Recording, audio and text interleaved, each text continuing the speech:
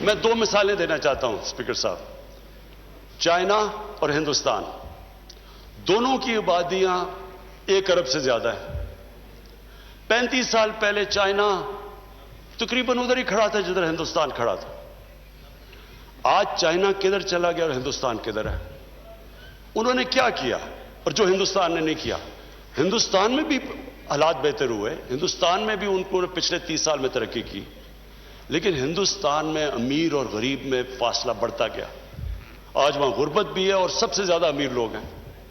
China نے کیا کیا کہ انہوں نے فیصلہ کیا، جو مدینہ کی ریاست میں فیصلہ کیا دنیا کے عظیم لیڈر نے، کہ ہم سب سے پہلے نچلے لوگوں کو اوپر لے کے آئیں گے. اور ہم چائنا گئے اور ہم نے دیکھا انہوں نے کیا کیا جو طریقہ. تو اسپیکر صاحب یہ دنیا میں ایک معجزہ ہے. 70 کروڑ لوگوں کو انہوں نے 35 سال میں غربت سے اٹھا کے اوپر لے گئے. اور ابھی اسی سال پریزیڈنٹ شی جن پنگ نے اناؤنس کیا کہ چائنا میں ہم نے ایکسٹریم پاورٹی ختم کر دی. یہ دنیا کی تاریخ میں اتنا یہ کبھی ہوا ہی نہیں، یہ معجزہ ہے. لیکن جیسے جیسے وہ غریبوں کو اوپر لیتے گئے، چائنا بھی ایک اکنامک جائنٹ اور سپر پاور بن گیا. ہندوستان نے، اس کے پاس بھی اتنی بڑی مارکیٹ تھی، لیکن انہوں نے یہ سٹیپس نہیں لیے. تو ایک سکالر تھے محمد عبدو، بہت بڑے اسلام کے سکالر تھے. وہ جب یورپ سے 100-125 سال پہلے جب وہ واپس آئے مصر، تو انہوں نے مصر میں کہا کہ یہاں مسلمان تو بڑے ہیں لیکن یہاں اسلام بہت کم ہے. اور جب یورپ گئے، کہتے ہیں یورپ میں جو میں نے دیکھا مسلمان تو نہیں نظر آئے لیکن بڑا اسلام نظر آیا. کہنے کا مطلب یہ ہے کہ جو بھی ان اصولوں کے اوپر چلے گا وہ اوپر چلا جائے گا.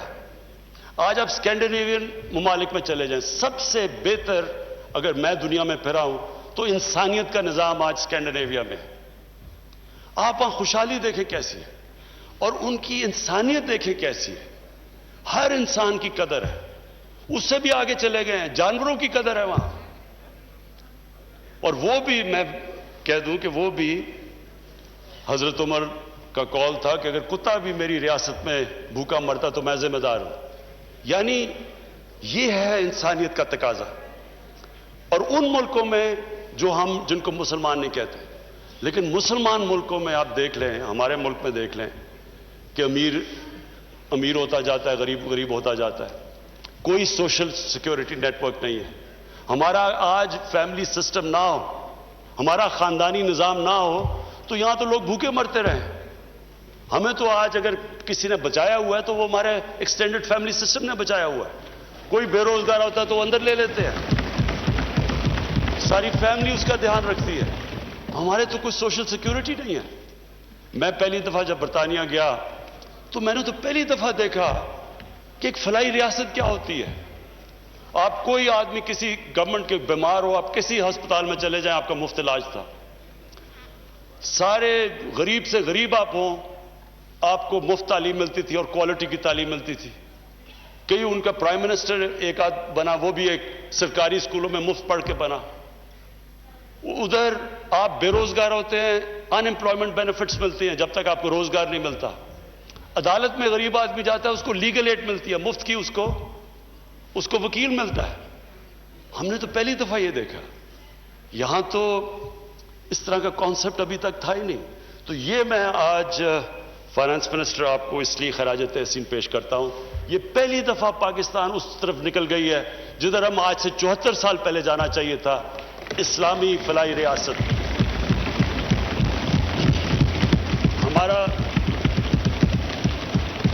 ہم نے 500 ارب روپیہ ہم نے رکھا ہوا ہے. ایک نیا پروگرام لے کے آ رہے ہیں، کامیاب جوان، کامیاب پاکستان.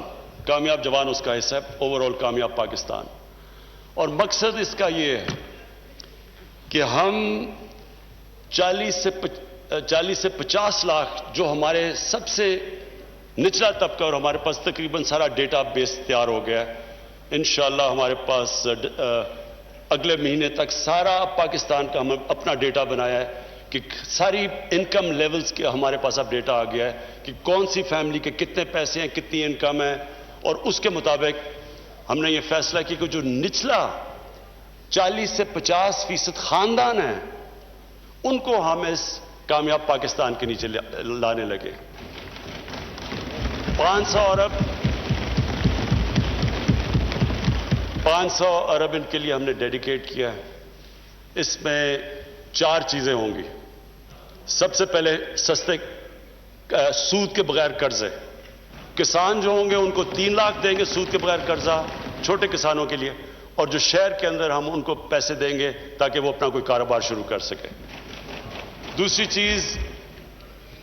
چیز ہم اسپیکر صاحب ان کے لیے وہ کام کر رہے ہیں جو میں ہمیشہ سوچتا تھا کہ اللہ نے کبھی موقع دیا تو وہ ہم اس ملک میں کریں گے. Health card, health insurance. جو میں اپنے جو ہمارے پی ٹی آئی کے 3 صوبے ہیں, پنجاب, پختونخوا اور جی بی, ان کو میں آج خاص یہ اس لیے مجھے خوشی سے میں ان کی تعریف کرنا چاہتا ہوں.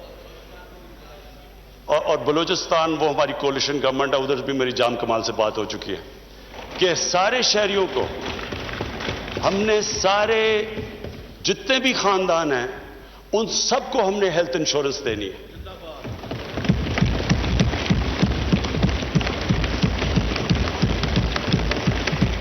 اسپیکر صاحب یہ جو بھی جس نے بھی دیکھا ہوا ہے, جس نے اس ملک میں غربت دیکھی ہے, سب سے بڑا عذاب ایک غریب خاندان پہ ہوتا ہے جب وہاں ایک بیماری ہو جاتی ہے.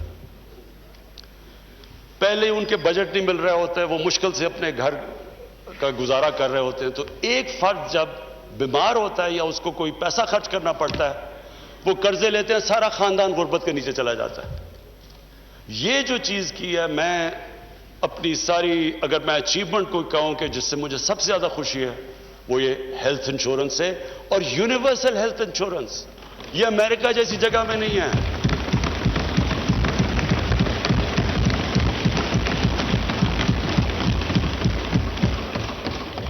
اسپیکر صاحب, ڈیولپڈ ملکوں کے اندر بھی پریمیم دینا پڑتا ہے ہیلتھ انشورنس کا. یہاں مفت انشورنس دے رہے ہیں اپنے سارے خاندانوں کو. یہ میں نے آپ کو بتایا جتنے صوبے ہمارے نیچے ہیں. اور یہ صرف ایک ہیلتھ انشورنس نہیں ہے اسپیکر صاحب, یہ ہیلتھ سسٹم ہے. یہ اب پاکستان میں ماڈرن ہیلتھ سسٹم انشاءاللہ بنے گا. وہ کیسے؟ اب کیا ہوتا ہے کہ سرکاری ہاسپٹل صرف بناتے ہیں دیہاتوں کے اندر, چھوٹے شہروں میں. بڑے شہروں کے اندر صرف کمرشل ہاسپٹل بنتے ہیں, پرائیویٹ سیکٹر صرف وہاں آتا ہے, کیونکہ چھوٹے شہروں میں وہ پیسے نہیں دے سکتے. غریب آدمیوں کے پاس بائنگ پاور نہیں ہوتی, تو وہ وہاں ہاسپٹل نہیں جاتے. یہاں سرکاری ہاسپٹل جب آپ لے کے جاتے ہیں ڈسٹرکٹس میں, وہاں ڈاکٹرز نہیں جاتے. وہاں آپ ہاسپٹلز دیکھیں وہ خالی پڑے رہتے ہیں, بڑی مشکلوں سے ایکسٹرا پیسے دینے پڑتے ہیں. پختونخوا میں انہوں نے ایکسٹرا ان کے لیے پیسے دیے تاکہ ڈاکٹرز جا سکیں. اب یہ جو ہیلتھ کارڈ ہے, اس سے اب دیہاتوں کے اندر لوگوں کے پاس بائنگ پاور آ گئی ہے. وہ اپنا علاج کروا سکتے ہیں, وہ پیسے دے سکتے ہیں. اور ہیلتھ کارڈ صرف سرکاری ہاسپٹل میں نہیں, کسی بھی ہاسپٹل کے اندر ہیلتھ کارڈ استعمال ہو سکتا ہے.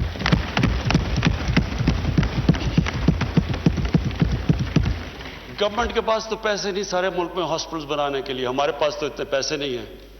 پرائیویٹ سیکٹر آئے گا, اور پرائیویٹ سیکٹر کے لیے ہم اب آسانیاں پیدا کر رہے ہیں. کیسے کر رہے ہیں؟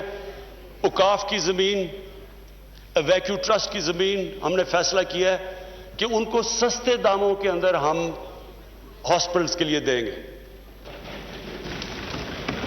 کیونکہ اتنی مہنگی زمین ہے شہروں کے اندر, اور تاکہ وہ جب ہاسپٹل بناتے ہیں ان کے پاس اتنا موقع نہیں ہوتا کہ اپنا ریکور کرنے کے لیے کاسٹ, تو ان کو سستی زمینیں دیں گے. جو بھی میڈیکل اکوپمنٹ پاکستان میں نہیں بنتی وہ ڈیوٹی فری باہر سے امپورٹ کروائیں گے پرائیویٹ سیکٹر کے لیے.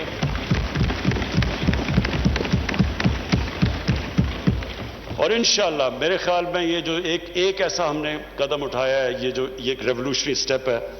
اور یہ نمبر 1 قرضے, نمبر 2 ہیلتھ کارڈ ان کو دیں گے ساری فیملیز کو, وہ ویسے بھی ہم کور کر رہے ہیں. تیسری چیز ہم نے ان کے لیے ٹیکنیکل ایجوکیشن, ایک فرد کو ایک خاندان میں ٹیکنیکل ایجوکیشن دیں گے تاکہ اس کے پاس ہنر آ جائے تاکہ وہ کمائی اپنی کر سکے. اور پھر اسپیکر صاحب جو اس کے بعد مجھے اس کے بعد جو ہمارا بڑا زبردست انشاءاللہ یہ پروگرام ٹیک آف کرنے والا ہے, لو کاسٹ ہاؤسنگ. عام لوگوں کے لیے وہ گھر جو کہ لوگ خرید نہیں سکتے تھے اب تک. تنخواہ دار طبقہ ہے, ویلڈر ہے, مزدور ہے, کسی کے پاس کیش نہیں تھا گھر اپنا بنانے کے لیے. اس لیے ہمارے شہروں کے اندر کچی آبادیاں پھیلتی جا رہی ہیں, کیونکہ کسی نے سوچا ہی نہیں کہ عام آدمی کیسے گھر شہر میں خرید سکتا ہے. اور یہ ساری جگہ پہ آپ دیکھ لیں, کراچی میں اتنی مہنگی زمین ہے, وہاں تقریباً 30-40% کراچی کچی آبادیاں ہیں, لاہور کے اندر کچی آبادیاں, بڑے شہروں میں کدھر سے غریب آدمی آ کے شہر میں اکوموڈیشن لے سکتا ہے. تو یہ ایک بہت بڑا سٹیپ ہے کہ ہم نے اب بڑی محنت سے ایک قانون جو پھنسا ہوا تھا عدالتوں کے اندر, کئی سالوں سے پھنسا ہوا تھا, فورکلوجر لا, وہ ہم نے عدالتوں سے کلیئر کروایا.